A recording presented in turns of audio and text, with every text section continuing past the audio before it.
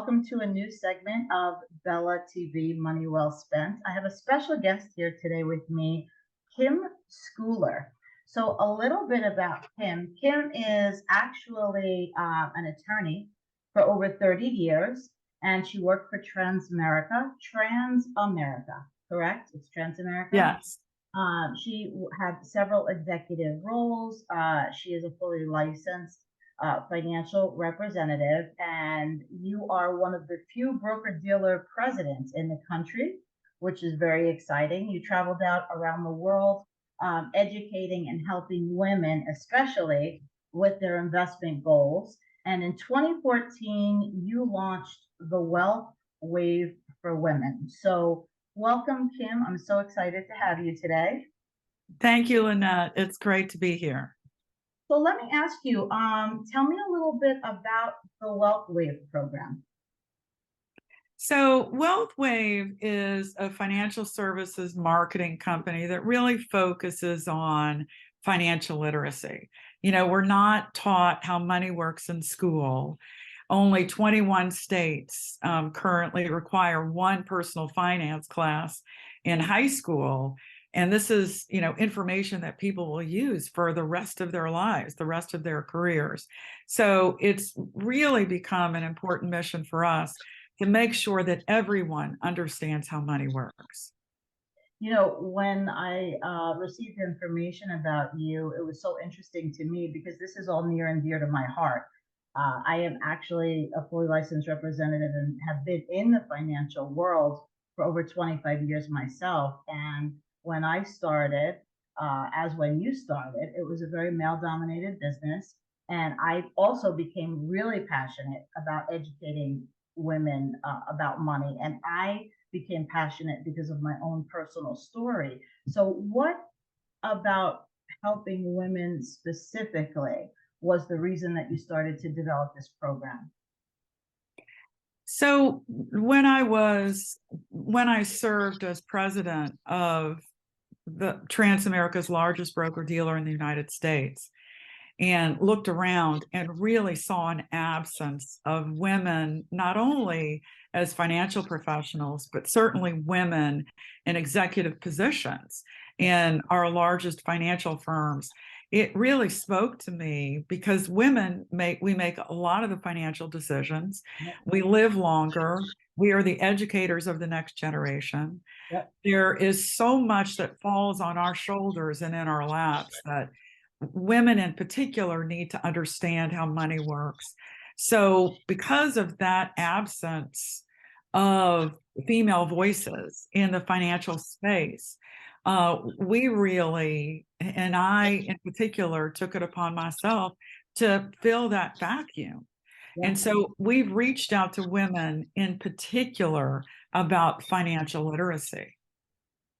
Yeah, I remember early on, even to this day, when I do a Women in Money workshop, I talk about the fundamentals of how money works. And when you talk to women, the main answers to the questions are, oh, my spouse takes care of that. Or, I really don't look at my finances, whatever it is, it is. And you get all these scary answers from them. And, I just, like you, it was astounding to me because we're working hard, we're making money. A lot of women pay all the bills and take care of all the money in the household, but they don't take care of any personal investment savings. They don't know what their husband has in a 401k or, and if they're single, a lot of times they really don't pay attention to it or they hand it off to somebody without even interviewing that person or having a relationship with that person, and they still don't know what's going on.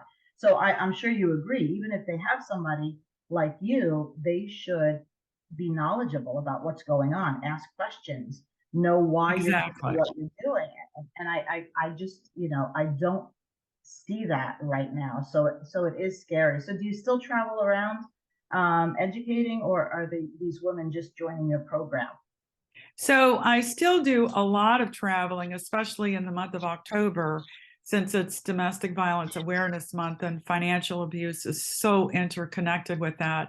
But I also do a lot of discussion groups and meetings on Zoom, which has become such an acceptable way of communicating with people since COVID.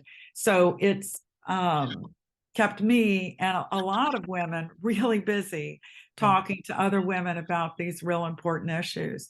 But you raise an important point. More than half of women out there, married women, defer the financial decisions for the family to their spouses. And as a financial professional, myself, and I encourage other financial professionals to make sure you're speaking to both members of the couple.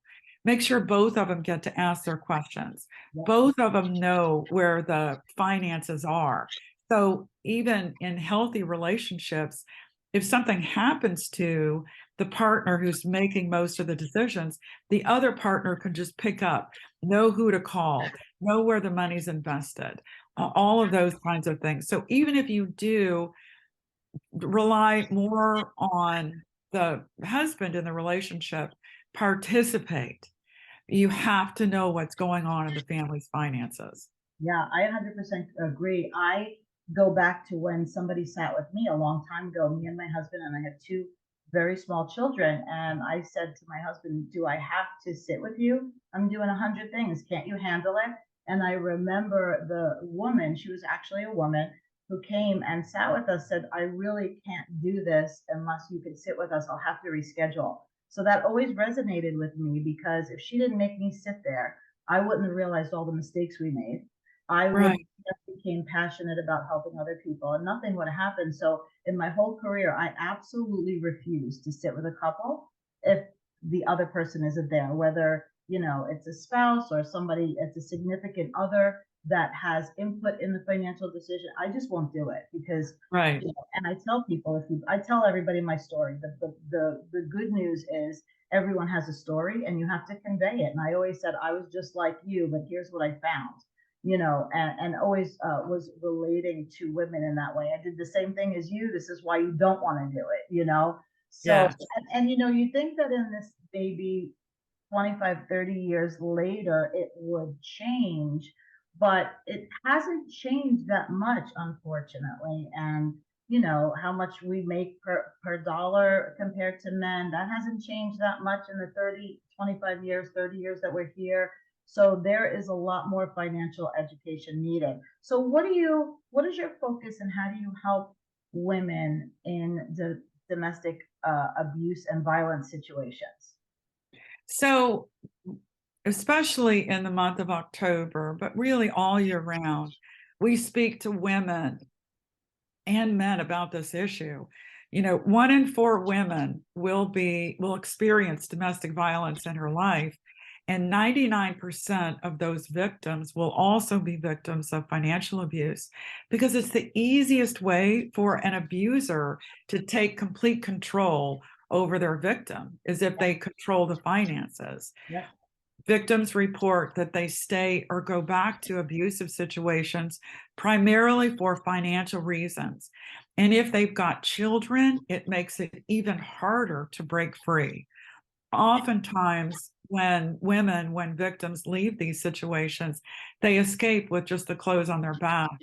So, understanding how money works, understanding the things they need to do in order to prepare to leave, and the things that they can do after they leave, I think provides hope for women to get out of those situations.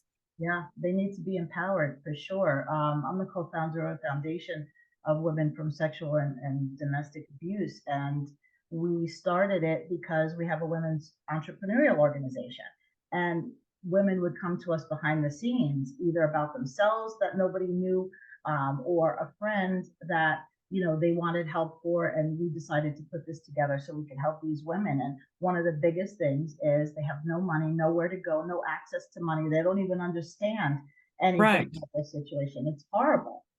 And oftentimes they're saddled with all kinds of credit card debt, bankruptcies, tax liens, judgment liens, a Yeah. low credit score, because of the financial abuse they experienced from their partner. Yeah, yeah. So they're traumatized emotionally, and now they really have nowhere to go because they have no financial support whatsoever. And it is scary. I think that that is one of the worst types of abuse out there is financial abuse. So what are your goals for your group in 2020 and 2023? What are your goals this year? Well, our goals, we are releasing a new book in 2023 called How Money Works for Women, Take Control or Lose It. And this book is going to be a little bit different than other financial books out there for women. It's going to provide real life examples of what women are experiencing, whether it's domestic violence, whether it's being a mother of a special needs child, whether it's a woman who's taking care of her elderly parents. We're going to talk about all of those situations that women find themselves in and some of the financial solutions that are available.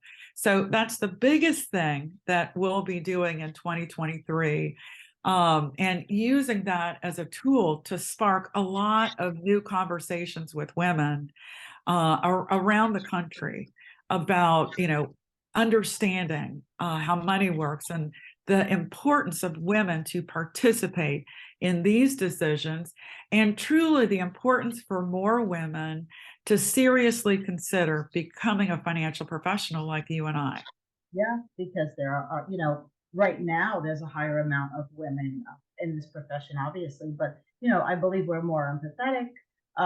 We just deal with women differently than when Right. deals with a woman. I agree. There has to be more of us because there's so many women out there that need our help, and definitely we're outnumbered. Thank God we could use Zoom and do webinars in this day and age.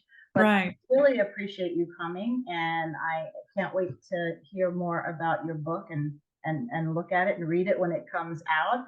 Where are they able to get in touch with you, Kim? So you can email me at kim.schouller, kim.schouller at wealthwave.com. And WealthWave is all one word, WealthWave.com. Perfect. I really appreciate you getting on with me today. And congratulations for all that you are doing for women. And I look forward to talking to you in the future. Thank you so much, Lynette. This has been wonderful.